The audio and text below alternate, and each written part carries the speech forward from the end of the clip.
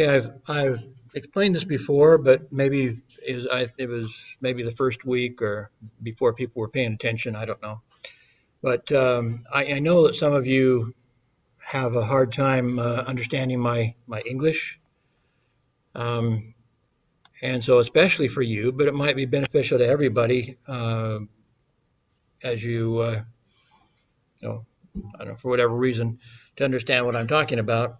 Um, there is, let me move this down here. You can see you can read what I'm saying if you open up a transcript. Now it's also the CC will, if you want to watch it all again, that would also let you read while you're listening. But there's also a transcript that you could copy and just print out and have to scan and see what I'm talking about. So if you hit the dot dot dot at the bottom here, one of the options is open transcript. That's tied to the closed caption system. So if you open up the transcript, on my version anyway, it opens up to the right of it. Sometimes it opens up at the bottom below the video. It's not perfect. Most common words are perfect, are fine, but especially if it's a proper noun, it has no way of perceiving what somebody's name is. It's not in the database. And so even if I speak my own name, Ken Harvey, it probably would not understand what that means. It's not in the database. So again, for those of you that struggle understanding what I'm saying, please go. You can copy and paste this transcript into a Word document or whatever, and you'll have that to refer to as you're doing, preparing for your quizzes, as you're preparing your journal entry, whatever. Okay. Now it doesn't. You can't. I don't think you can just click in here and hit Control A like in some documents. Maybe. Well, it's capturing everything on the screen, and so you do have to. If you want to copy out the transcript, you're just going to have to get in here and hold down your button and just go straight down the transcript. It's going to put in the numbers, the seconds of the exactly when I said what I'm saying at that time, and so forth. So, and you may have to. For those that don't know it, no, it's okay. The right click is okay. But you can also copy is usually you can hit a Control C on your keyboard and copy whatever's highlighted as well. So there's sometimes you catch yourself into a program or something where you want to copy something and you don't. There's no command for copy. So Control C on the keyboard should copy it. And Control V pastes it. If you don't have for some reason then don't have a paste function, it's Control V to paste. Okay, I just wanted to review that again for those of you that have trouble understanding my English. That it's all, like I say, it's not perfect, but most of what I say is pretty understandable if you copy out the transcript. Okay, back to today we were supposed to start our student presentations. The team got confused about something and didn't get ready. It does impact everybody a little bit in that basically we'll have time in class today to listen to more of the videos than I had for my other section. But you're going to have the same quiz. And so I've added to my PowerPoint a few slides to help you with the quiz because it's actually based on the presentation that will be given next week. So that's kind of obvious then that there might be some questions related to the slides that I put into my PowerPoint. But again, I have both sections using the same Moodle. So your quizzes are the same. In fact, I probably shouldn't have done it. I thought that it wouldn't matter, but the more I'm into it, I realize I have some problems because that means both sections are intermixed with their journals, both sections are intermixed with their quizzes, And so that will be problematic, but nonetheless, that's what I did. So, in order to make it work at all, I have to keep the classes together. That means you have the same quiz. As I said, actually, it's to your advantage because you know that there are going to be some questions related to the slides that I put in here from the presentation that is going to be given next week. So it probably doesn't take a genius to figure that out. Our topic is today habit 3, putting first things first. So there's 3 slides I wanted to go over from chapter 1. The group should go ahead and talk about this stuff. This is important stuff. And so to reiterate it in more detail than what I'm going to do should be helpful. There is a profile that you can use to figure out who's going to be successful, which students are going to be successful in a college setting. Now, as I've said before, that does not necessarily mean they'll be successful in real life. What we experience at the university and in real life are totally different. As I've said before, the GPA has no correlation with real life, which is why I don't really why I don't really like the bell curve, because it's irrelevant. If it doesn't predict the future, and to tell us how many A's we can get and stuff, if it doesn't predict the future, then it's not worth anything, basically, other than motivation. Nonetheless, we're in the system. But this is some of the key things, predictors of success in college. First off, develops good time management skills. Now, that is exactly what we're talking about today with putting first things first. So that relates to our subject. And that does relate to success in life. How well you can manage your time is very critical, not just in college, but that is critical in your real life. And we'll talk about that more as we talk about this second habit, putting first things first. The second item has effective strategies for taking notes. That doesn't have any correlation with the real world, unless you're a journalist. And then it does help to have really good note-taking skills. And I was a very, very good note-taker in my classes. And I do think, I may have said it before, I do think that correlates very much with my success in college, is that, and I've come to believe that there's several reasons why note-taking is really important. One is that I think I've already said, what the professor says gives you a clue as to what they're going to put in the final exam, because that's what they think is important. That's what's in their head. That's what they think, I need to cover this in my class. And so if you take good notes, you have a clue as to what the professor is going to put on the final exam or other exams, quizzes, whatever, because he's talking about it. And so when he gets down to making questions for the exam, guess what he's going to think of? The same thing he was talking about in his lecture. It just makes sense, right? And so if you take good notes, you can out-psych to some degree, what I call out-psych. You can get into the head of your professor, and that will help you get a better grade. But it's also more than that. At least I used it for much more than that. I took notes all the time. Now, as I said, in this class, it's good for you to take notes because it'll help you with your journal entry.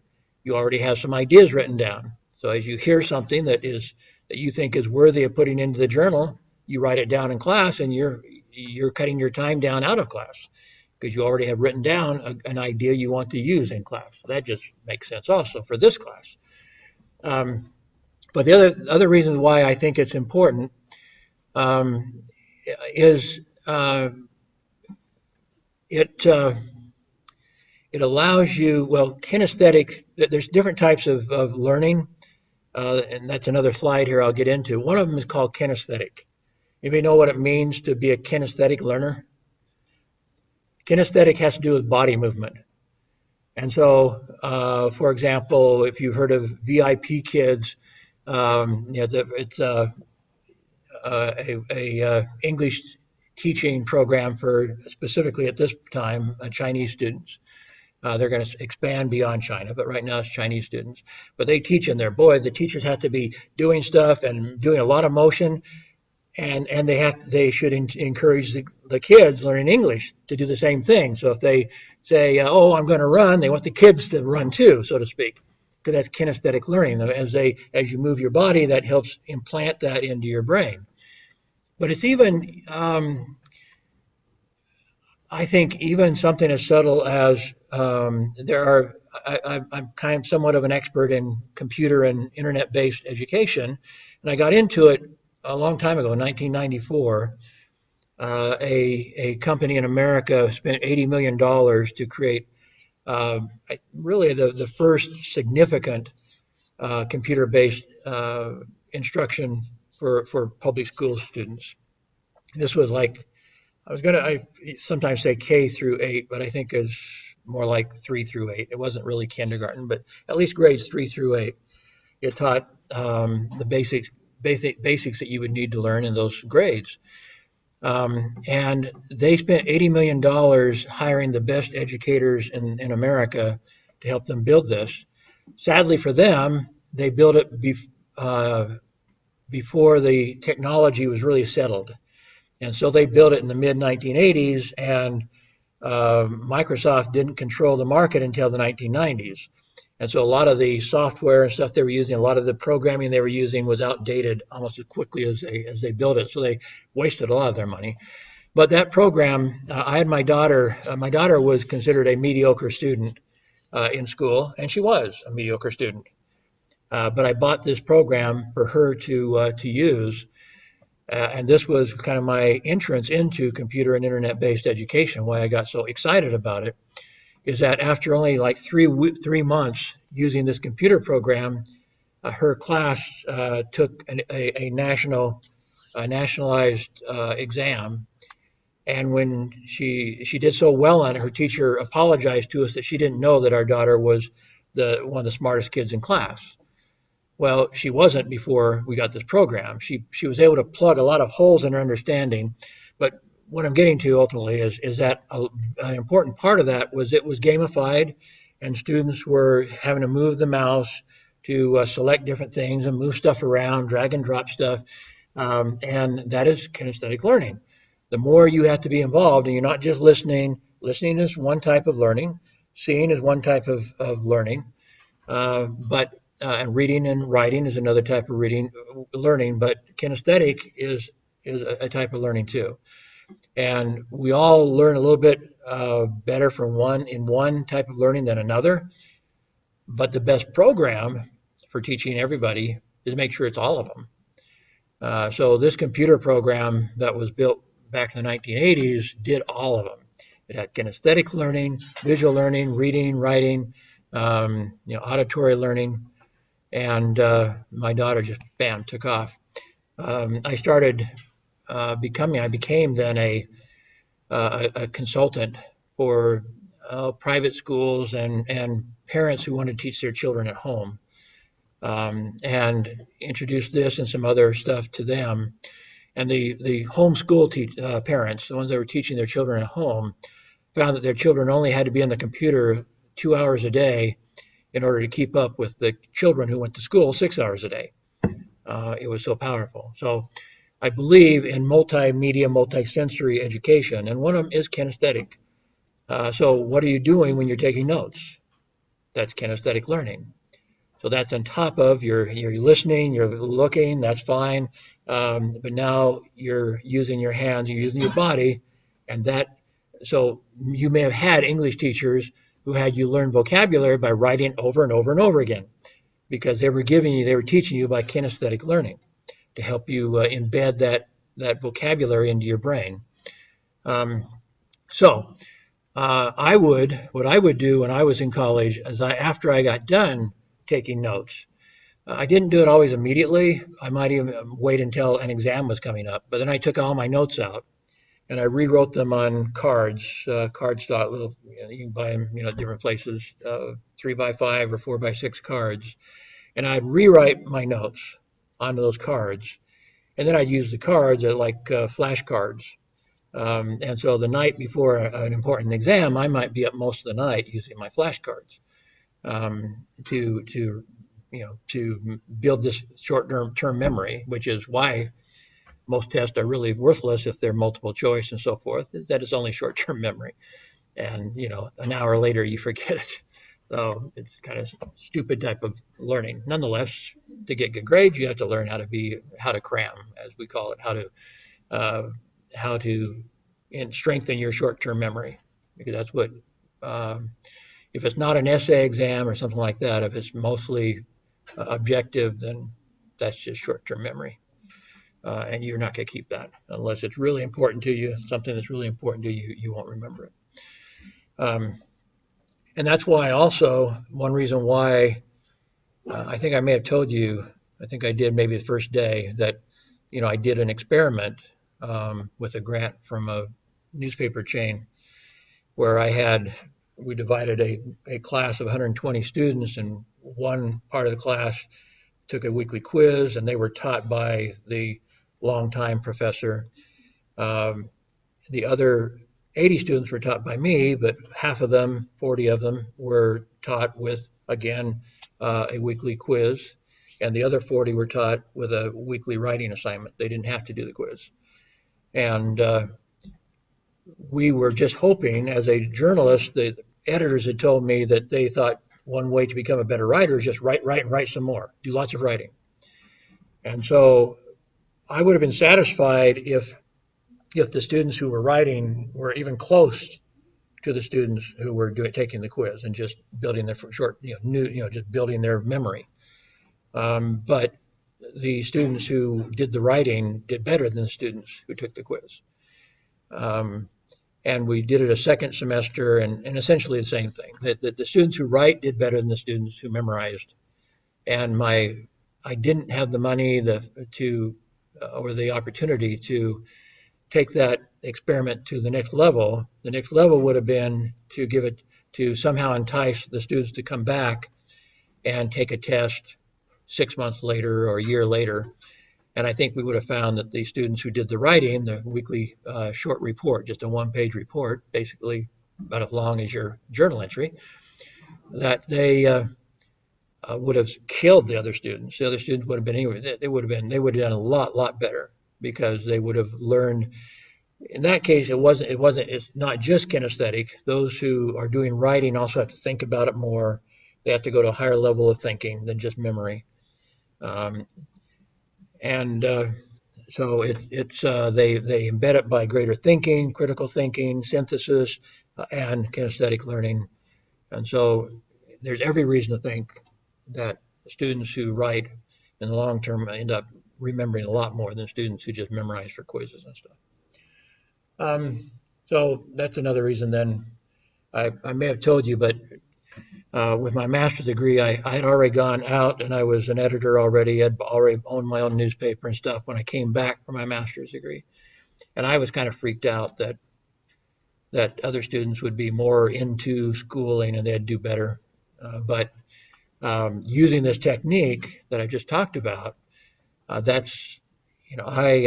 again made up the 3x5 cards. I wrote them out. We wrote out all the notes, used them as flashcards the night before.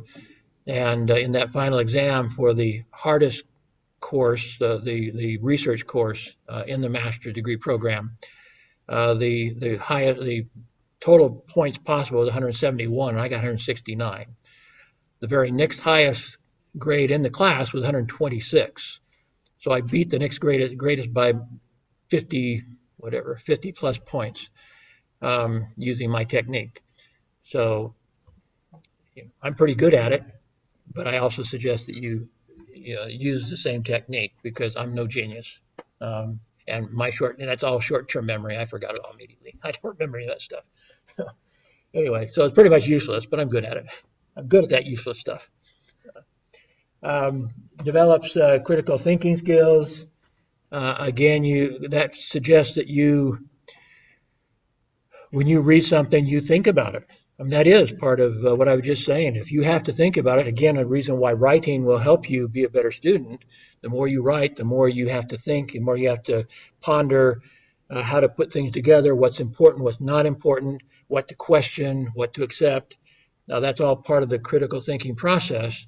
And the more you do, the more, the better you're at critical thinking, the better student you'll be. So, the more, again, the more writing you do, the better you'll be, because that requires critical thinking. A lot of other stuff, there's other ways too, but communications of all kinds, whether it's a course presentation, whether it's writing in a journal, anything where you have to actively have to think about the content involves critical thinking. And so thus we do the things we do in this class. And the student that succeeds knows how to prepare for tests, which I've just told you my theory on how to do it. Now, if it's an essay test, now, again, it's a little bit different. Although even the essay test, if you come into an exam, if they're having an exam, they're not having a final project, a final paper. If it's truly an exam, which is what this point is, then it's still short-term memory, because you're just having to remember, you're studying to figure out what to write in the essay that they ask you to write. And so you're trying to retain as much information you can so you can throw that information at them in the essay instead of in an objective question. So even if it's an essay-based final exam, the techniques I mentioned would help you retain what you need to use to write in essays and stuff. So it's not that much difference. Okay. So we were talking about learning styles, and I talked about all these already. These do kind of correlate. I've talked before about the multiple intelligence theory. I always forget his name, Howard Gardner. I think he's at Harvard, I believe. I know he's in Boston, and so I'm presuming it's Harvard. But anyway, he's the one that came up with the idea of multiple intelligences, and learning styles correlate with that. They're not exactly the same, but each of these things are relate to a different type of intelligence, and so consequently, if you're a kinesthetic person, if you are a person who is always moving, and you love sports and stuff, and it may be that there's some way that you can strategically use kinesthetics to learn better, even when the professor isn't enticing you to do that. And again, it might be writing stuff out. That may be the way, the kinesthetic way of doing it. There are other ways. Usually they use them with younger children, but things like chants, songs, things like that are kinesthetic in nature. And so if you want to memorize vocabulary, for example, you make a chant out of it or a song out of it, and you memorize the vocabulary. I can't think of something for your age group other than taking notes. Nothing coming to me. But anyway, so all of these do somewhat relate. There's there's a type of intelligence that relates to your reading and writing skills. There's a kinesthetic, and by the way, not all the different types of intelligences, as I've suggested before, are appreciated in school. For example, I mentioned social intelligence. My brother was a terrible student, but he's a millionaire because he knows how to get along with people. And so he does excellently in the business world, but he was not a good student. He did literally blow up a chemistry lab, and he would get caught throwing sharp pencils into the ceiling like this to see if he could stick the sharp pencil into the ceiling, and stuff like that. Not your ideal student. And so he would get in trouble regularly for that. But he's had lots of social smarts, and he's used that to become a multimillionaire. So what can you say? Again, things don't always correlate with, I think I showed you some slides last week where what the average GPA of a millionaire is like 2.9 or something. So it's not all that good. A lot of you can surpass that. And the same with kinesthetic is not usually something you can, take advantage of in a classroom. If you're too fidgety, even when little children are fidgeting around all the time, and they're having a hard time paying attention. There's a really, really good video on TED.com by a guy who happens to have my name, Kenneth Robertson, I think. Anyway, he's an educator from Great Britain, but he tells the story of how this mom went to her daughter was just always having trouble, and finally kind of got kicked out of class because she was moving around all the time, and her mom finally took her to a psychologist to try to figure out what to do with her. This was quite a while ago, so as Robertson says, it was before ADD, attention deficit, whatever the other D is. Anyway, attention deficit syndrome was created. Nowadays, a student like that would likely be given drugs to calm her down. But in those days, they didn't do that yet, like they do now.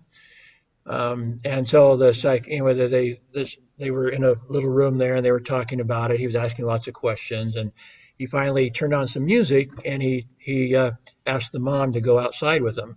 Well, there was a two-way mirror, so they could see the little girl, but she couldn't see them. And as soon as they left the room, she started dancing around the room.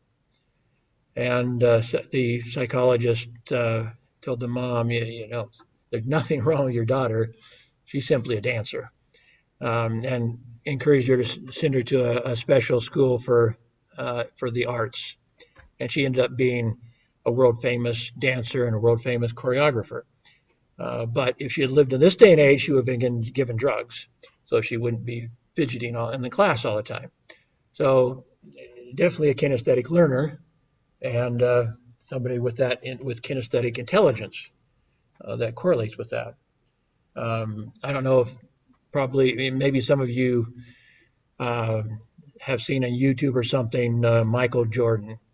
Michael Jordan definitely displayed a kinesthetic intelligence that most people didn't have. I remember the end of one basketball game. He was considered at that time, and still considered perhaps the best basketball player ever by many people. They might argue about some of the current players being better, but he's definitely right up there. And he was, I think, maybe about 6'4", something like that. And in NBA, that's not really tall. That's fairly, it's good size, but it's not tall. And so I remember right at the end of one game, I don't remember who they were playing, but there was like 5 seconds, and he had to make a basket or they're going to lose the game. And I remember they threw the ball into him, and 3 people collapsed on him, including the tallest person on the other team, who was like 7 foot tall, 6 inches taller than Jordan. And I remember they were all around him, but he jumped up, and it seemed like he hung in the air, which of course is impossible. But that's what it looked like. It actually looked like he was hanging in the air, while all the other players, they jumped also. And if he had shot it, even at his apex, it would have been blocked. But I've analyzed that for a long time, trying to figure out how is this possible? How he obviously did not hang there. So what happens? And I came to the conclusion that when people jump, when they come down, they naturally bring their arms down. It's just a natural thing that it's kind of, I don't know, I think there's a natural tendency to bring the arms down a little bit. And so as they kind of swatted at it or whatever, and he may have faked the shot to get them to also to do it. But anyway, they all came down, their arms came down, he shot and made the basket and won the game. But he had an ability that nobody else had in that sense. He had a way of controlling his body that even other great players in some of the greatest in the world and that play for the National Basketball Association in America could not match that. And so it is a real type of intelligence. And there's lots of other intelligence, again, that have no correlation with scholastics. But it's something special that your brain has Mechanical, for example, I mentioned my friend Dennis, opposed to my friend Alan. Dennis became a professor or instructor of mechanics. He was a terrible student, much worse than my brother. Um, but he became an instructor because he was really good at mechanics. And so there was something he could teach, something he was really good at, better than anybody else. So, okay, well, um, there are also the last thing here I want to cover in advance. There's a four-step program the book talks about in the learning process, and I'll let the presenters go into more detail on this, but these are the four. You preparing could be compared to note taking, maybe doing some reading of a textbook, whatever. Absorbing would be perhaps my writing of the notes, rewriting of the notes. Well, the writing the notes originally, and maybe my rewriting of them. The capturing would be maybe something like using those notes then like flashcards, like I do. That's anyway. They'll go into more detail on this, but these are the four, and I didn't review the chapter myself. I just want to make sure you had these for the quiz, so we can keep you with the other group. So that's your advantage, and I'll just end that there. So let's go. Because we're not having the first presentation today, we should have time to watch some videos I did not have time to watch in class with the Tuesday class. So you'll have a little bit less homework today, but because we have to have two presentations next week to get caught up, you'll have less time, or you'll have more homework next week. Let me put it that way: less homework this week, more homework next week. It should come out about even. So again, we've seen this diagram before, so now we're on habit 3, put first things first. And again, this is part of becoming independent as we become proactive and take on the responsibility that we ourselves are in control of our fate. And what other people do to us, yes, it might affect us, but it doesn't keep us down, so to speak. They may knock us down, we can get up and we can keep moving forward. And so being proactive and accepting that opportunity and responsibility is the first and most important habit, beginning with the end in mind. Again, that's compared to, again, the first creation, he calls it. You're creating something first in your mind. If you don't create it in your mind, somebody else may give it to you and say, here, do this, and you may be somebody else's flunky the rest of your life. But ideally, you create your own future if you're being proactive. But the third one then is putting first things first is the management function. So again, as I said, putting first things first is the principle of personal management. Things which matter most must never be at the mercy of things which matter the least. And yet, as we talk about it today, I think you will come to understand that that is the case. And many times we do the things that are least important first. We do not prioritize properly. And there's a reason for it, and I'll explain it as we proceed. I invite you to think about this as we do proceed in this lesson. When do you put less important things ahead of things that are more important? So as I said a second ago, there's leadership and management. Leadership refers to habit 2, and management refers to habit 3. Efficient management without effective leadership is, as one individual phrased it, like straightening deck chairs on the Titanic. No management success can compensate for failure in leadership. But leadership is hard because we're often caught in the management paradigm. So not to take too much of our time going back to last week's lesson, I can absolutely understand what he's saying here.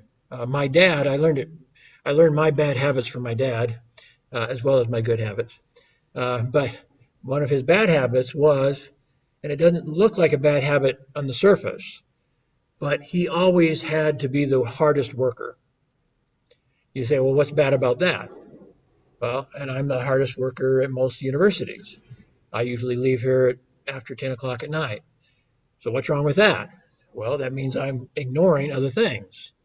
And in his case, he was ignoring, well, I think I already told you the story previously of the oil executive who decided that he, after taking these lessons from Dr. Covey, decided he had to turn the management function, I guess I was going to say, over to other people and stop trying to be the manager. That he had to be the leader. And in so doing, he like tripled their income in 6 months or something, because he had the time then to develop relationships, develop new ideas, and really be the leader. When my dad was, I don't know, in his 50s, I guess it was, he got rheumatoid arthritis in his hands particularly. And for a farmer, that's not a good thing, because now he couldn't do as much, and it was really it's painful. And the harder he worked, the more painful it was, and the more problems it would cause in his future.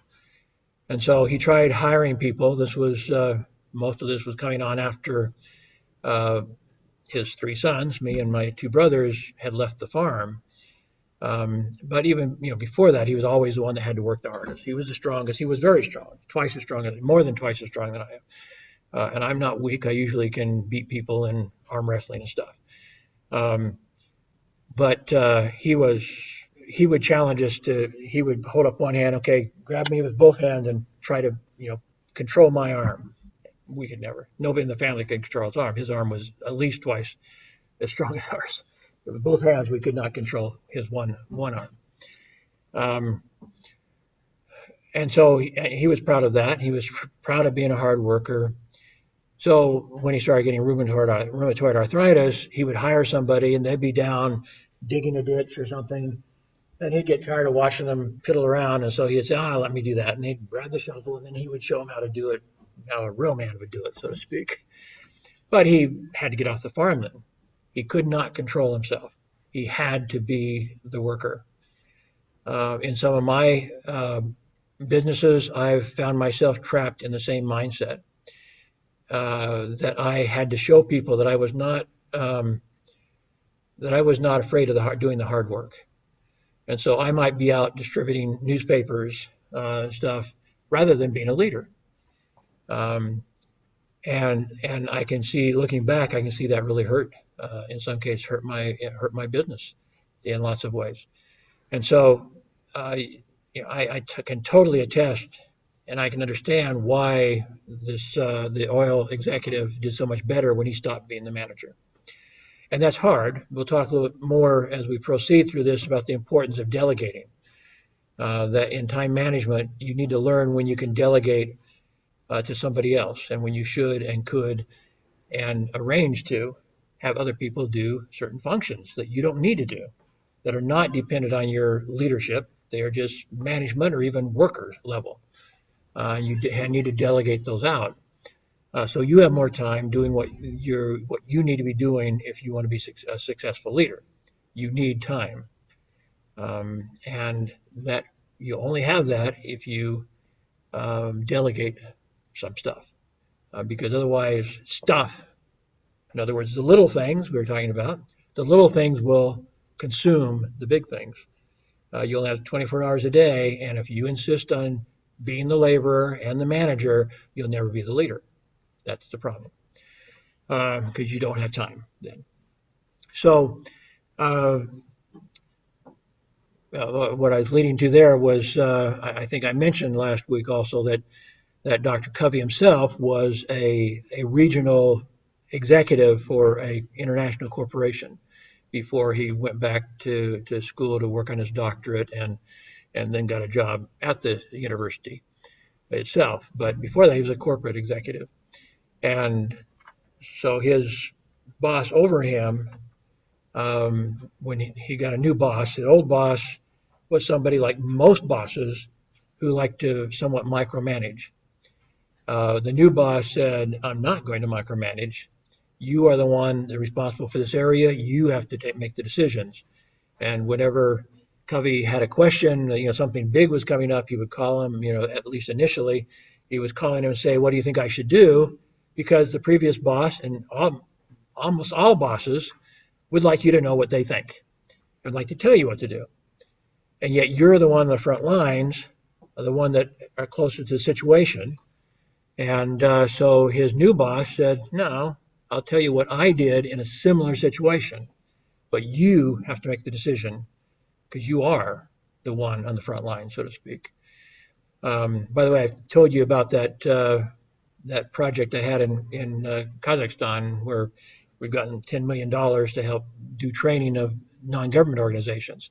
That was actually the number one issue when the Peace Corps worker came to me and wanted to write a book and wanted to have a conference.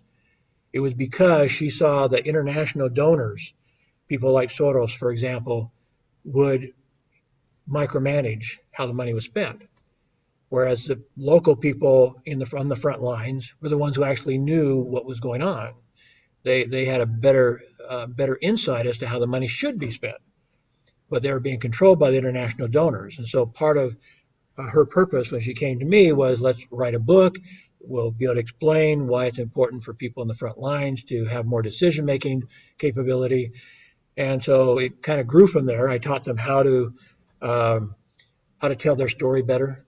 That would also help them get grants and help them to keep grants, help them to influence the public to support their projects and stuff. But again, the idea that the Peace Corps worker came to me with was that point, that frontline workers understand what the problems are in the front lines. And the leaders should not be, they really should not be, even though most of them are inclined to do it, not just with NGOs, but in business as well. They're inclined to impose their opinions on people who actually know better what's going on. And so it's actually double, there's two reasons why a leader should be a leader. One is that you really need a leader in an organization, all the functions of a leader. But the other one is you should be leaving the managers alone and letting them do their own job and making them responsible. And so as part of delegation is to make sure that your managers manage themselves. Don't tell them what to do all the time. And Covey found that he was a much better employee once his boss made him be the manager, truly the manager. That he did take his job much more seriously. He spent more time in his free time thinking about what he should do, and so forth, because now it was his responsibility. He didn't have somebody who was micromanaging him from above. And so it made him work harder and better, both. So the second creation is the one we're talking about. Habit 3 is the second creation, the physical creation. It's the fulfillment of the actualization, the natural emergence of habits 1 and 2. So again, habit 1 is be proactive, take charge, take responsibility. Habit 2 is creating making that first creation in your mind. What should I do to be successful? And then the habit 3 is to make sure that it's really a time management question. Is the most important thing you can do in being a successful manager or a successful person, really, is to manage your time properly. I'm going to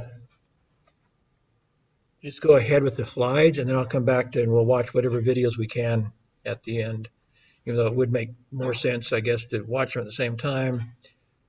We didn't actually have time for any of the videos on Tuesday. So I'm going to make sure we get through the slides, then we'll come back and watch some videos. So what one thing, this is a question for you personally, for your personal management.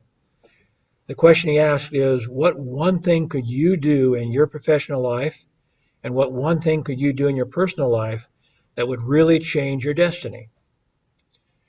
Now, it may not, right now, you're somewhat controlled by a university, and your function as a student. And so this question, actually, you're doing one of those things. You're getting an education. You're getting your degree. That's going to open doors you wouldn't have had if you would not have come here, obviously.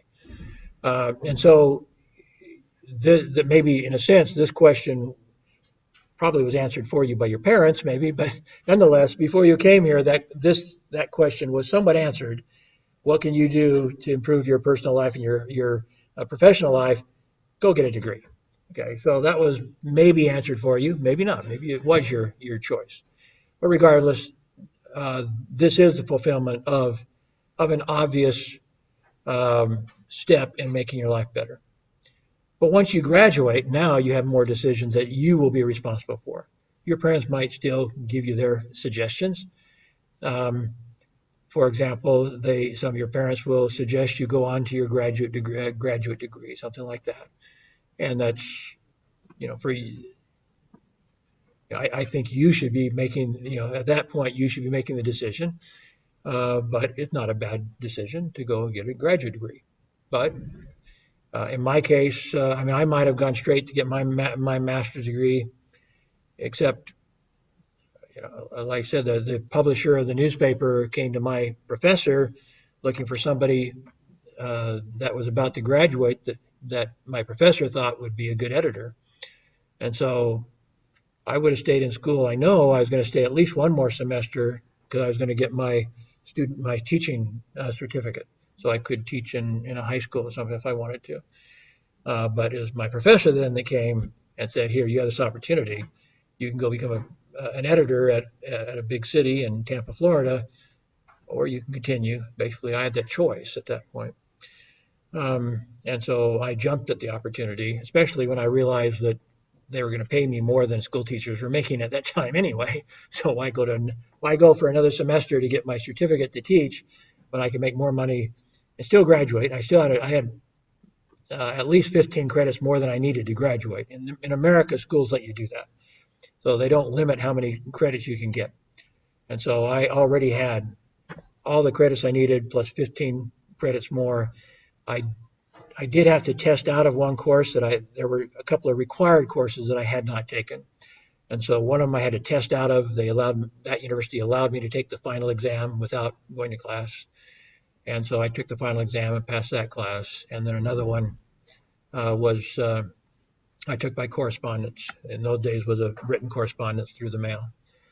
And I got that one done over the next month. Anyway, that choice I had to make. But then, after about 5 years in the industry, then I had a new choice. I sold my newspaper. I had some money in my pocket. What's my best investment? And I decided my best investment was investing in my brain. And so I invested into my brain and went back for my master's degree. So along the way, you have those decisions to make. What should I do? But as you get older, again, the more options, in some ways, the fewer obvious options, the more not so obvious options come before you. And I may have used him as the example before, but the obvious example to me, since we're studying him, is Stephen Covey. He had 10 kids, a wife. He had responsibilities in the community. He's a community leader. He was a professor at the time. Maybe he wasn't at that time. At that time, I think he was maybe still working in a different position at the university in administration. I'm not sure when he made the switch.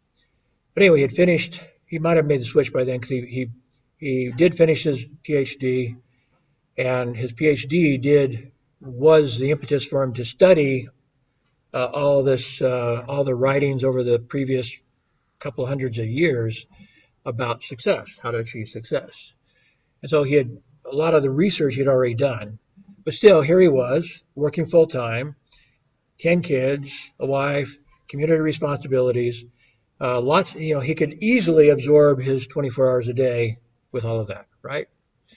But he himself had to be proactive. He himself had to manage his time, and he himself just, had committed to himself, I'm going to now write a book. And so he had to put aside some time every day to work on his book. The problem is that most people don't do that.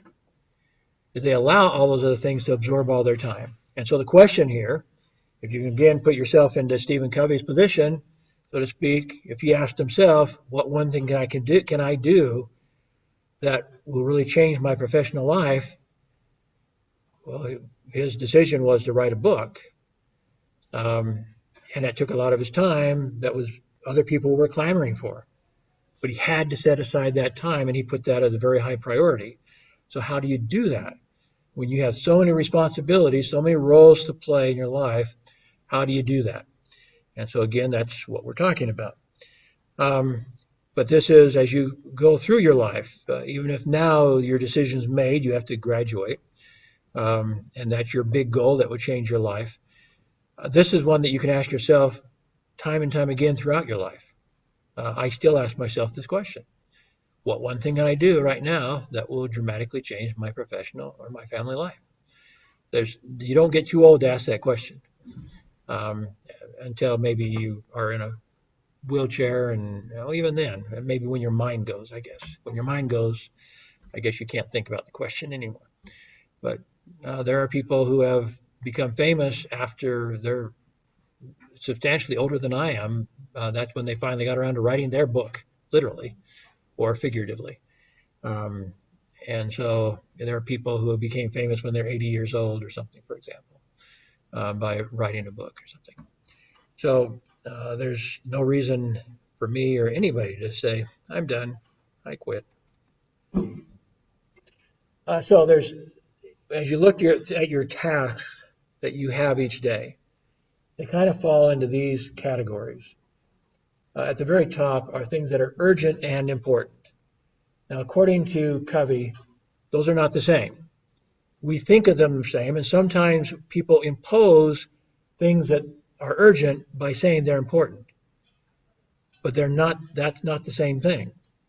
Urgent is something that has to be done right away, according to somebody. Usually urgent things are things that other people are imposing on us. They're not things that we're coming up with. Now, that's not always true. There are some things that, bills we have to pay, or we're going to get penalized, or, there are things in our own life that are urgent and important that we have to take care of. But very, very, very, very frequently in our lives, other people are telling us what's important when they really mean urgent.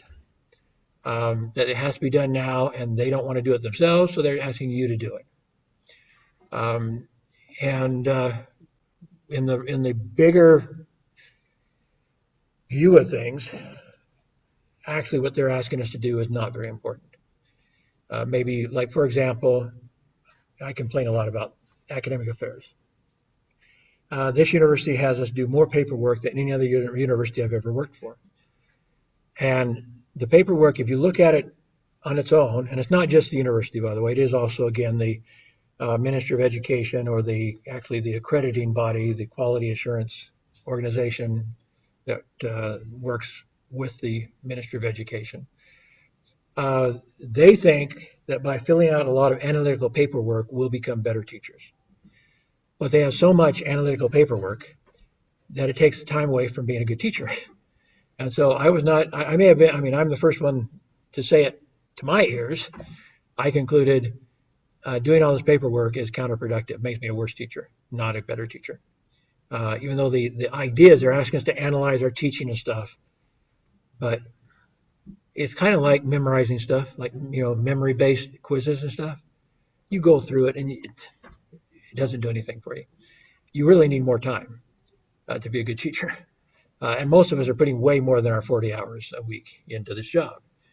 And they're asking us to put more time into it, basically, by filling out paperwork. One of the things that I don't think I actually put it into my slideshow, but one of the things that what's his name? The guy whose name I told you not to forget, the guy who created management. Forget his name, but anyway, one of the things he said was one of the worst things worst things that leaders can do is to waste the time of managers or of workers, as far as I go. And the research that I did not talk about in class, but I sent you a notice on, that survey, kind of confirms that employees, when they were asked about what percentage of their work they felt was really contributing to the main goals of the company, it was like they thought about half their time was. The other half they thought was basically not really contributing to the ultimate goals of the organization. So in other words, they're saying this really is not that important. We are filling out paperwork. We're doing something that's not that important. That guy also said basically the worst thing you can do is have too many meetings. Because again, if the leader has all these meetings with managers, you're just wasting their time. It's not necessary to have too many. You need some, but you don't need. Too often, leaders think they have to have meetings, and more than they need. So anyway, again, the difference between urgent and important is very important in understanding the matrix that Dr. Covey has created. Other stuff, as I said, is really important, but it's not urgent. So, for example, Dr. Covey writing the book, was that urgent? Not urgent. So you'll find there's 4 quadrants in his analysis of how we spend our time. These 4 things here. One he says that will make the difference between somebody who's really successful is this one, because that's the thing that nobody's saying you have to do, and so it takes more self-discipline than anything, because obviously things that are urgent and important are vital. You have to do those, but you don't have to remind yourself because somebody's telling you that it's urgent and important, and so you have to do it. Whereas something that's not urgent but important, like writing a book, it takes total self-discipline and understanding of what's really important and a prioritizing of what's really important. Making sure, in his case, for example, he might have put on a schedule maybe an hour a day. Maybe when the kids went to bed, he had his hour to work on his book, for example. Even 1 hour a day, it may take a year, but you can do that. You can accomplish great things if you can put in 1 hour a day to it. And since he'd already done a lot of the research for his PhD, that might have been all it took for him, was 1 hour a day. But he needed to do that 1 hour a day every day. He couldn't make excuses to say, I better go help my little girl or whatever. He had to find that 1 hour a day for both his sake and his family's sake. After all, his book was making him $500 million a year, at least him and his organization, when he finally did write it and became famous. So you can do a lot of stuff for your kids if you're making $500 million a year. That's what I meant. But $500 million a year is pretty good. Anyway, there are other things that somebody's telling us is urgent, but when you really analyze it, such as paperwork or AA, it's not really that important. And yet we're spending our time on it, and we're letting them tell us to spend our time on it, and maybe we have to.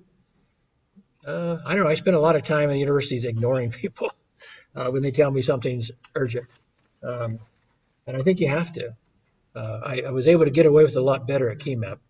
They're harder to get around here, frankly.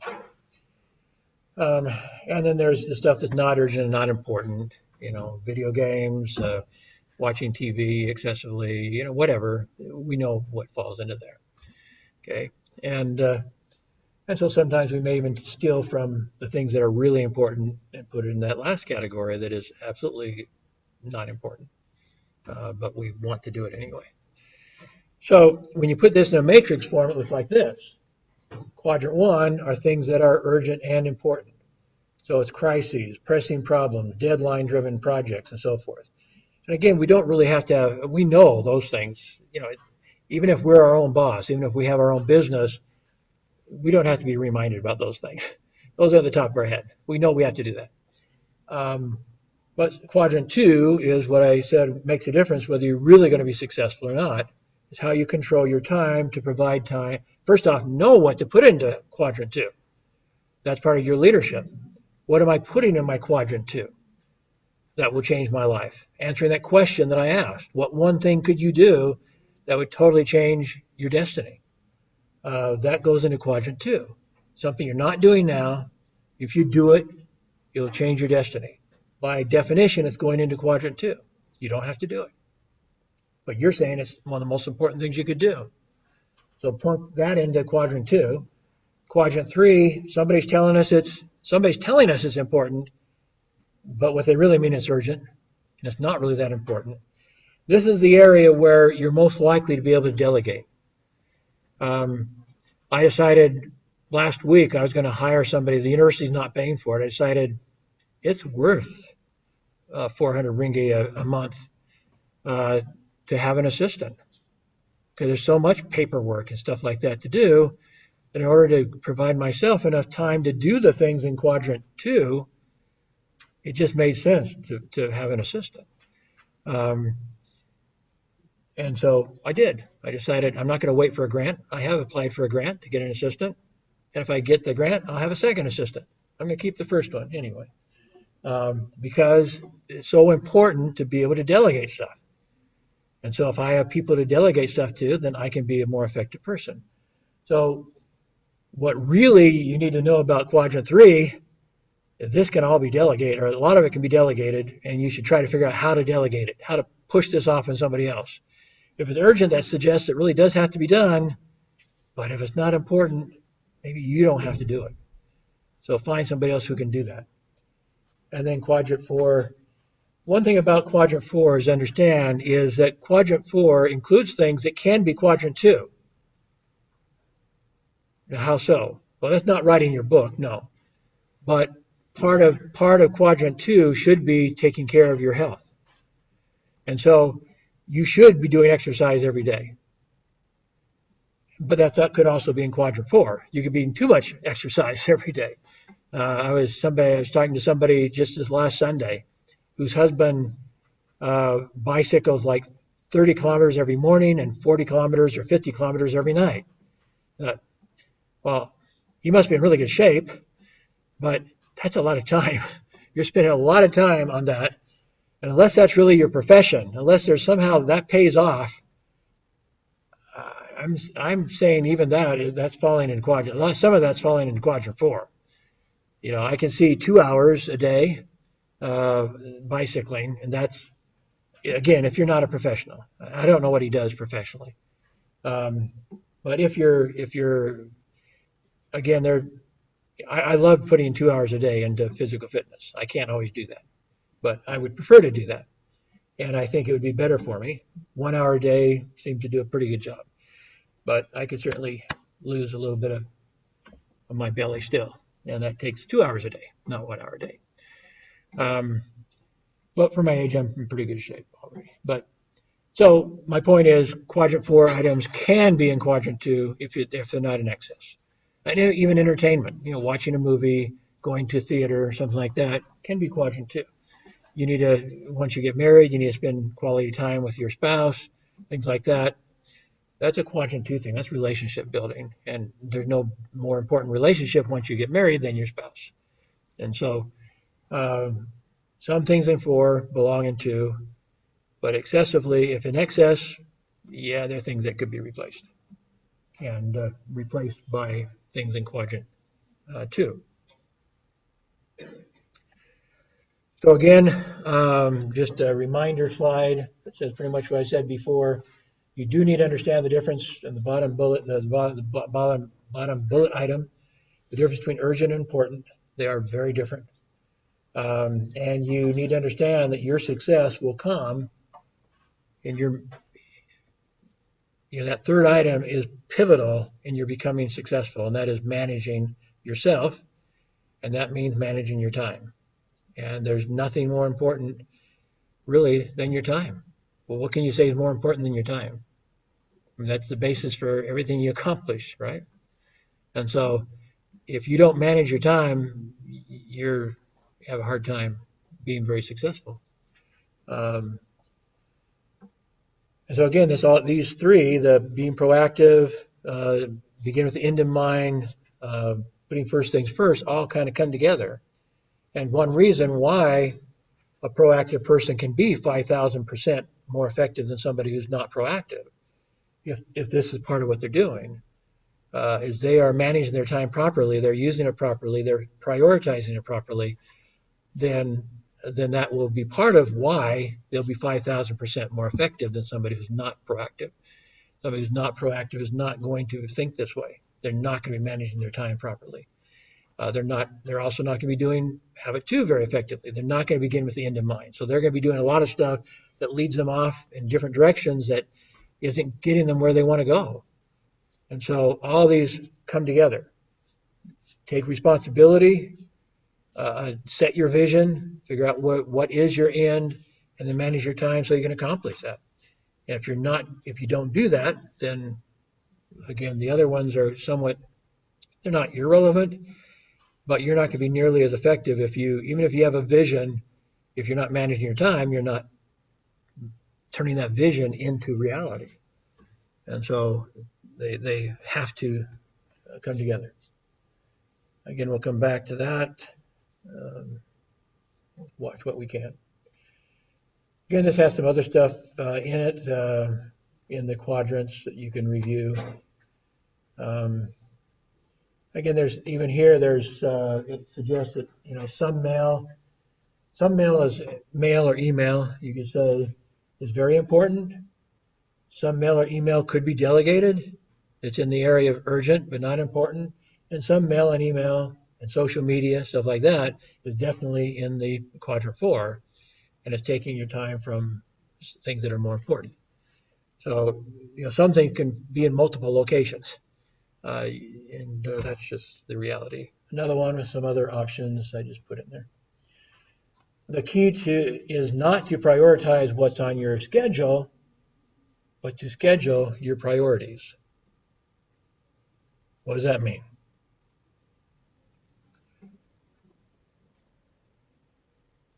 So you can put a bunch of stuff on your schedule and not include the answer to the question about what should be in quadrant 2, because you haven't asked the question yet. You haven't asked yourself, what the one thing could I be doing every day or on a regular basis that would change my destiny? If you haven't asked yourself that question, then it's not on your schedule.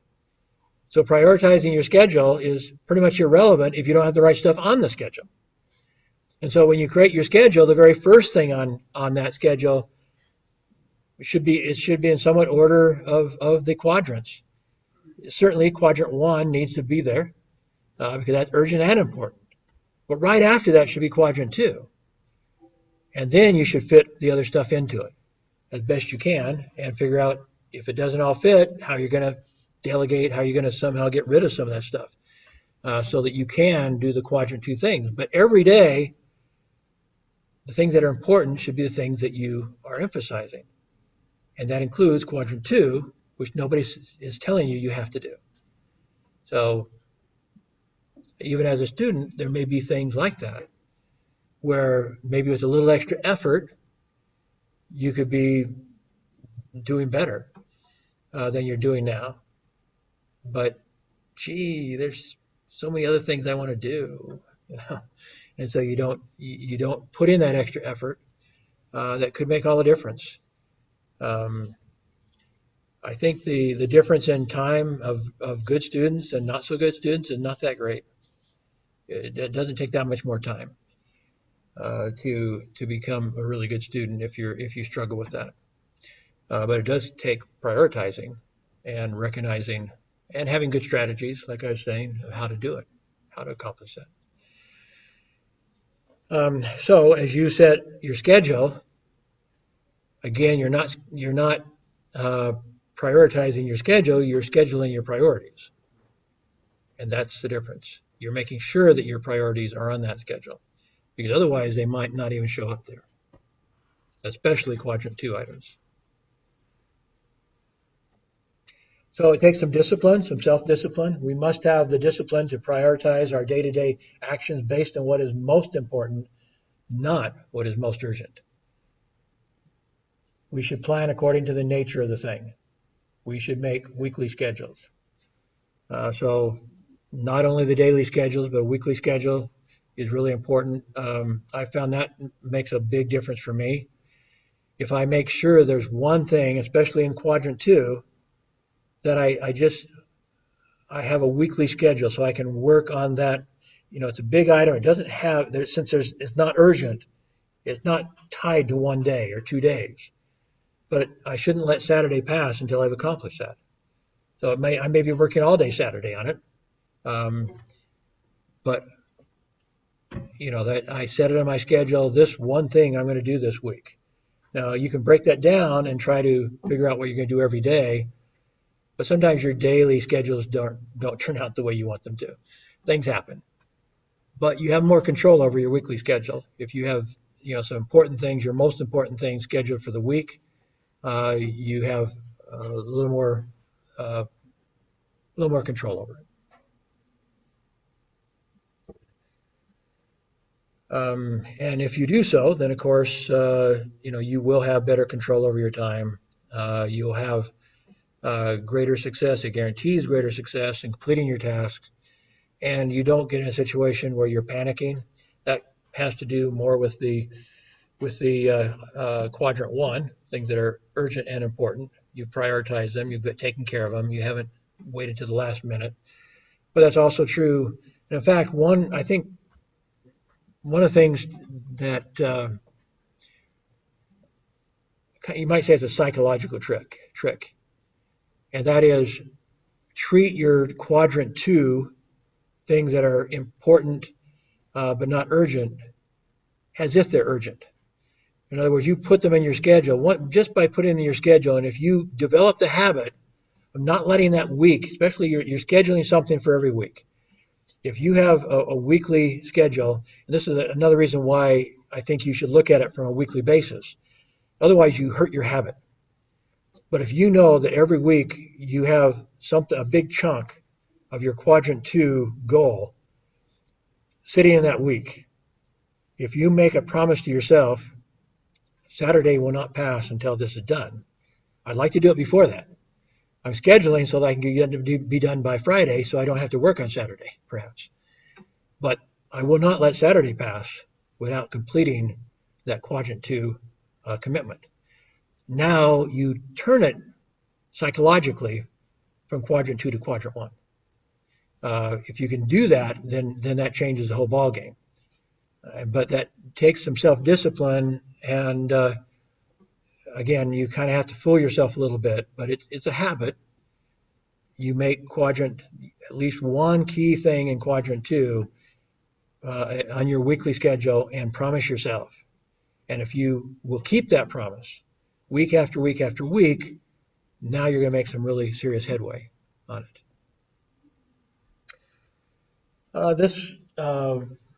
The top part here is basically from last week. You have your mission statement. You consider your different roles in life, and you set your goals.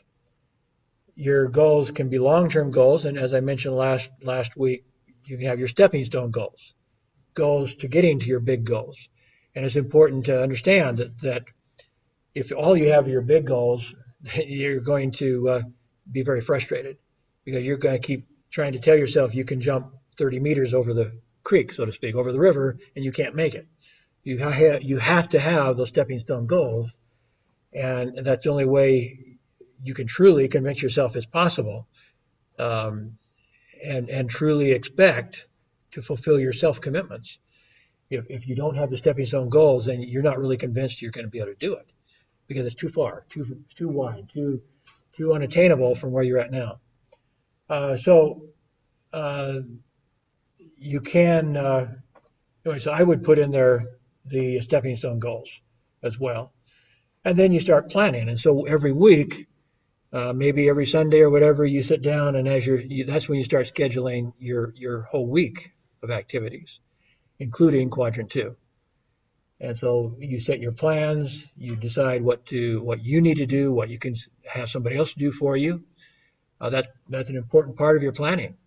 What can I get somebody else to do this week so that I can focus on the more important things? And so consider schedule, consider delegation, both. And also consider what you don't have to do, what you can get out of doing, if possible. Okay, I'm going to, that is all the PowerPoint. So we've got a little bit of time. I think we'll try to watch all the Covey stuff, and that will leave you just this one long video. And I told the other class, if you watch about 2/3 of it, that's probably enough. But if you may get into it and want to watch all of it, that's up to you.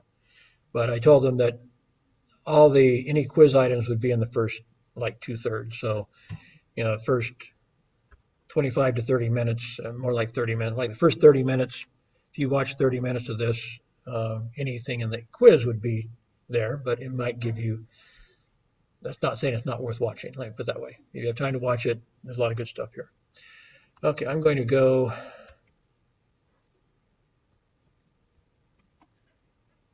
there. It did not go with me, but it doesn't really matter.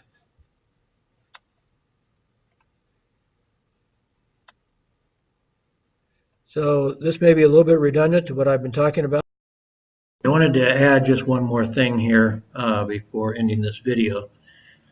Dr. Covey, in one of the videos that we watched in class, talked about how he went to one of his, one of the individuals that one of the workers that he supervised, and asked him to do something that clearly fell in the quadrant 3 area, something that was urgent but not important.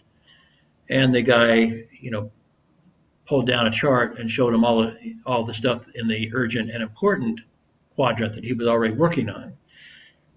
And so Dr. Covey immediately decided that he could find somebody else not so well organized and not so focused on the urgent important things to give the urgent and not important thing to.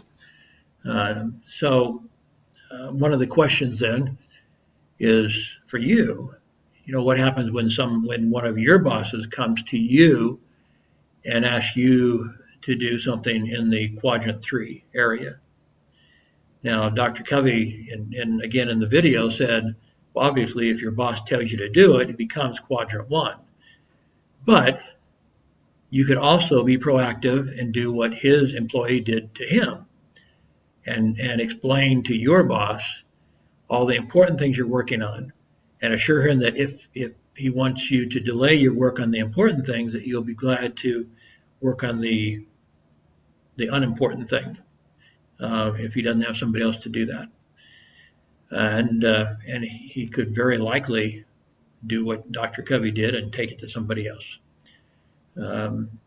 So it's not that you're trying to pawn it off on somebody else, but you set your priorities around the things that are really important. And if you let your bosses know that what you are working on is really important, then they may not bother you with things that are not important. So if you're better organized, you can help them be more efficient as bosses too, as leaders. So I think that's all I wanted to add to it. And so try to think about this stuff and figure out how to implement these ideas in your own lives. Thank you. But I would say that Dr. Covey is a better teacher of his principles than I am, so I think you will benefit. I'm going to stop